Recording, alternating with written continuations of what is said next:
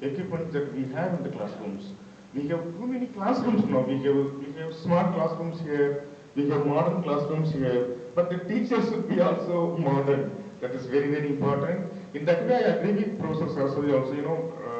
The teachers in the earlier days were very, very careful, and they took special responsibility in teaching and then disseminating information. These are all very, very important. And same thing, should be carried forward. That is also very important.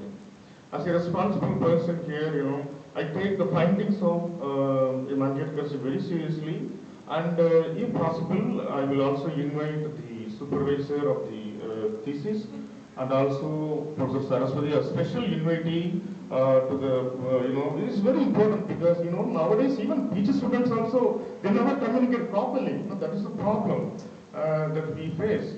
And this is a perennial thing that your research is really useful, and they are going to be applied.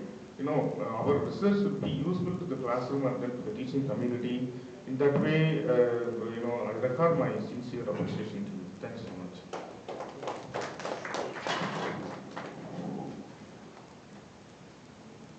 That's my observation.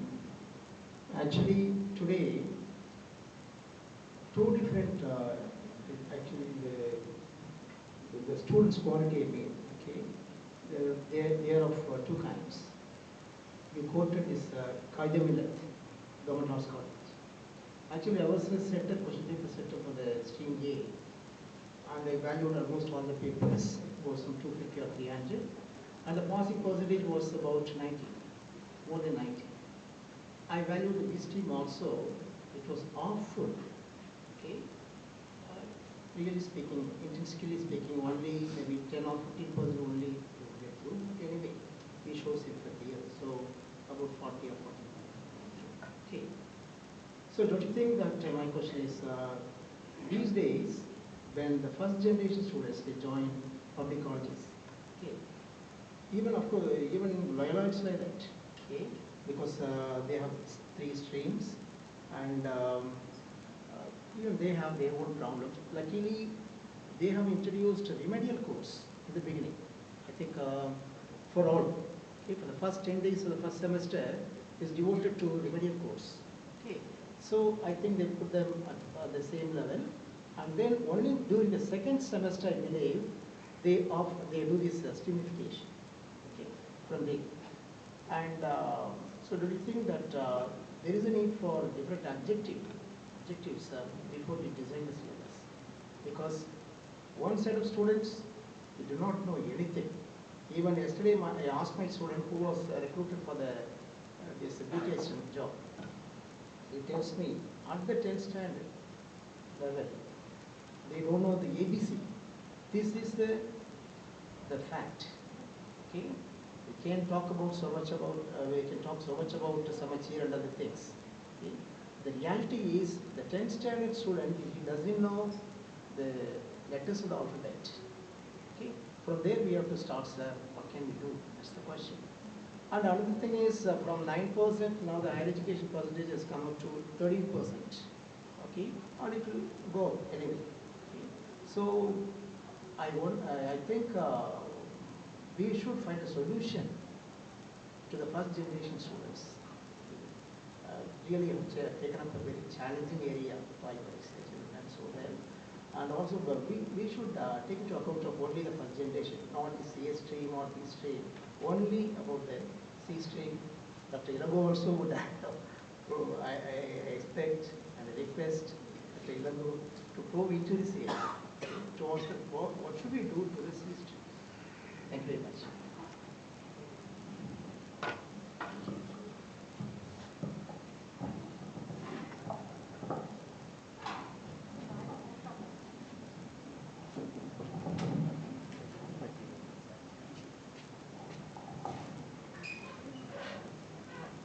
First and foremost, I'd like to congratulate Mangetkarji for the kind of courage that she's had to take up a topic like this. Simply because, personally speaking, it has been the teaching of Foundation English which had kept me going for 34 long years. And it has also been the same teaching of foundation English, which prompted me to give it up a little earlier also. Because it led to a lot of frustration at some point of time, because you have a lot of ideas, you have a lot of techniques, but still you're not able to execute them for various reasons. The second thing is that recently I've been co-opted as a member of the Tamil Nadu State Council of Higher Education for devising what is called as a common syllabus for the teaching of foundation English in all the universities and colleges in Tamil Nadu. And all of us know the situation we've gone through, and we know the successes as well as the failures, past and present, and perhaps we can even predict what it is going to be in the future. Apart from all this, one of the things that I'd like to suggest as a kind of further study to this excellent topic of research is that in devising the materials, whatever be the materials, whether it is English for excellence or the preparatory skills that we need to start with, say at the C stream level or whatever level, it is very, very important to recognize or to collate what is called as an inventory of items that have to be taught at, say, first semester, second semester, third semester. A small example that I would like to give. Say, for example, the teaching of grammar, although we may not do it discrete, grammar teaching, we still have to incorporate a lot of grammatical ideas and teach them without teaching them the technical terms, etc. You could teach adjectives at class 3. You could, or class 2, class 3, you could say what is an adjective or what is a noun or whatever it is. But you could also do that at the undergraduate level. So what actually would be the distinguishing factor between teaching whatever be the item at a lower level, say in class 3 or 4 or class 6 or 8, as vis-a-vis teaching it at the undergraduate level. I mean, these are things that need to be thought out and not only thought about, but a certain set of inventory, what I would call as something like a map of the book that we would have in various textbooks. At the A1 level, what is it that we are looking for? At the B1 or the C1 or C2 level, as in English for excellence, what is it that we are actually looking for? And unless we have this inventory as a set of goals, items to be taught, the learner would never be able to reach that. Maybe if they have not been spelled out in the earlier things, but still a lot of exposure to literature itself has brought us all to this kind of a position. And I think it's very important to think of the goal that we have in training our students. I've lost contact with that completely now, but still to be able to say, this is what I want my student to be proficient in by the end of this period. And I think this kind of an inventory must be spelled out very clearly, just as objectives are being spelled out. The inventory of items that have to be learned or mastered by the end of a particular period must be spelled out in the new paradigm that you have suggested. It's just a suggestion that is born out of my own experience over the years. But I must say it's a wonderful idea and I think it is the beginning that you have made that would spur every college, not just autonomous colleges, but to be able to go ahead and say, this is what I want my student to achieve, not just for myself, but in their own interest as well. Because I think we are here because of that. Good thought, Padma. We need to look at English language teaching right from primary level to tertiary level.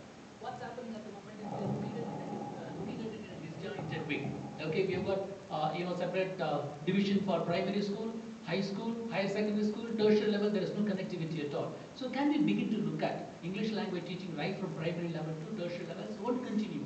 Then the method that you're talking about, mapping up or inventory method, would definitely work with it. Already come in at the school level. already come in today, where it has been spelled out very clearly what is to be done in class 1 as opposed to class 2. So we need to carry it forward. Nuri, please.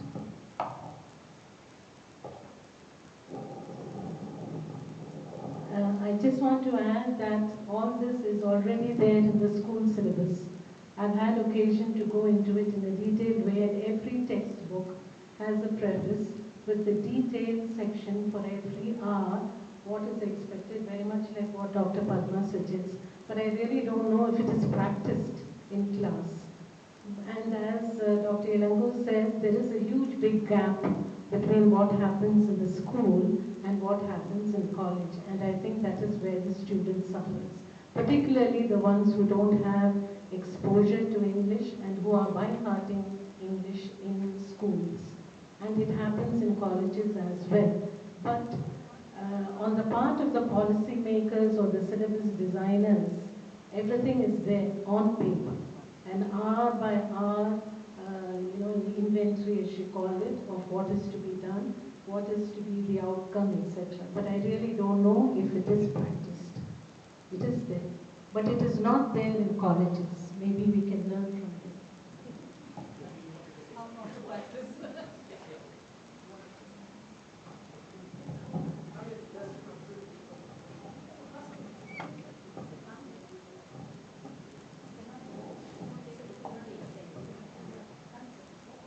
Just an observation. The external examiner has posed a question to the research scholar, Professor Mangal Kasi.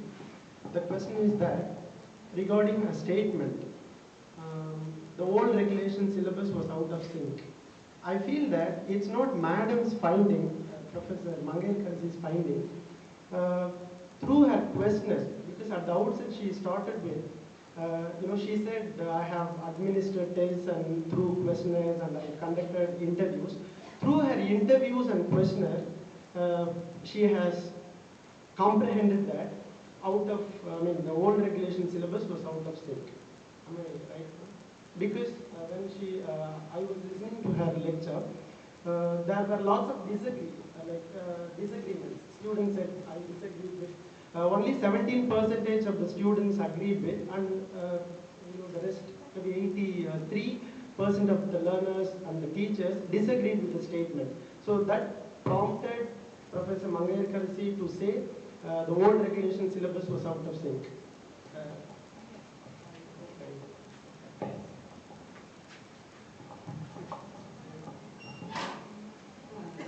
Malaikasi, you did a wonderful job in presenting your PhD. One thing I would like to say that today the interest of the student has gone. Whatever the methodology or the innovative method is really learned by the teachers of today, and when they want to convey to the student community, they are not interested because the mobile phones always play a very, very important role within the class and outside the class. How to be changed this system is a very big question mark today. This one thing I would like to bring out. Technology, we know in our college, Etraj College, we have Expo in library where the college is really spending a huge amount per annum, nearly more than 6.5 lakhs to this, only for the student community. When we take the proportion, this money, whether it has the usage of the student is there, not so much. Only the PhD and the MPhil research scholars they use. But from the first year UG level itself, they can use it because the teachers are, the meetings are connected by the librarian. There is such a systematic manner, but still the student community is not interested.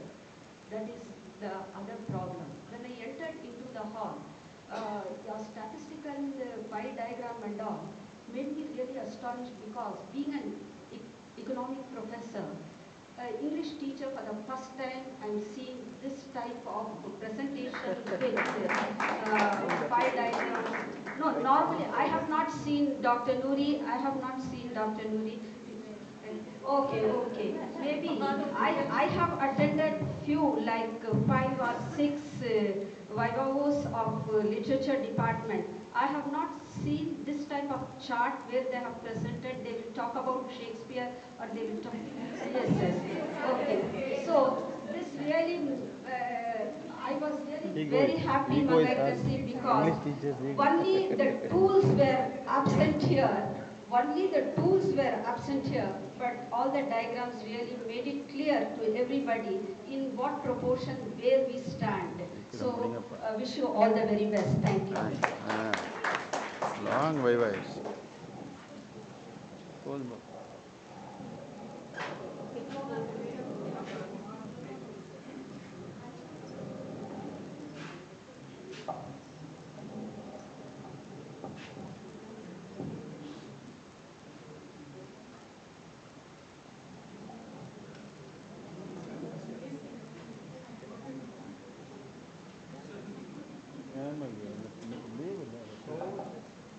We are managing it scanty. Yeah, I'm Dr. Claroma Jose and I'm from Loyola College.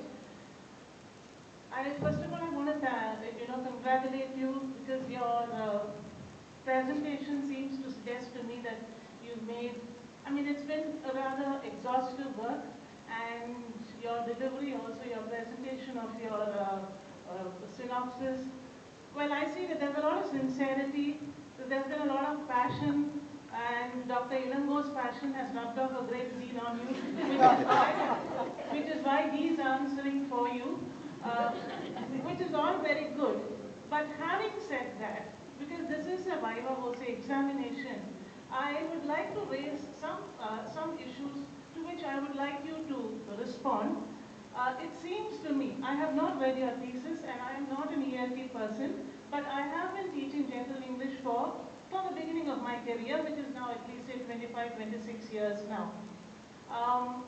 It seems to me that your thesis floats in the realm of ideas rather than the practical situations which we encounter in the classroom. It seems to me that you have made certain assumptions that general English is the only class that the students should be having time to attend. That the college has got nothing else to do except to see to the language well-being of the general English student. And if the student is not learning his language, it is entirely the teacher's fault. It seems to me that so many other practical considerations have not been taken into any account at all. Technology is beautiful. Technology, however, is distracting. Even you just now experienced it when the power, went off for a second or two. Well, how can technology or any of those other things that these games that we play around in the class, really enhance language learning unless we have very clear-cut objectives which cannot really always be put into words. Okay? I'm not too keen on the idea of, this class we will teach adjectives. The next, 2 weeks we will spend in teaching adverbs. Language is not learnt like that. That is one thing. That is one of the many things. And also, we do not seem to, I think you said that you have not taken streaming into consideration. Well, that has been a huge experience for us, a huge experiment for us in Loyola. And going by what you say, the example that you gave, if you want to teach them certain sentence patterns, you do an exercise like this which physically involves the students. If you are happy and you know it, clap your hands. Well, my dear Mangai Karsi, if I do that in my class, I will lose my job. Because 80 students clapping to the tune of, and there'll be somebody singing, and the principal is going to come running up to my room. I think these are real life situations. And how would you account for these kind of distractors? I'm not saying this to in any way underscore the value of the work that you have done. But it is important, particularly when you're doing, when you're talking theory, that theory is very wonderful, it is very good. But ultimately, our target groups are our students who have no time, like Madam just said. They are more interested in their gadgets, their mobile phones.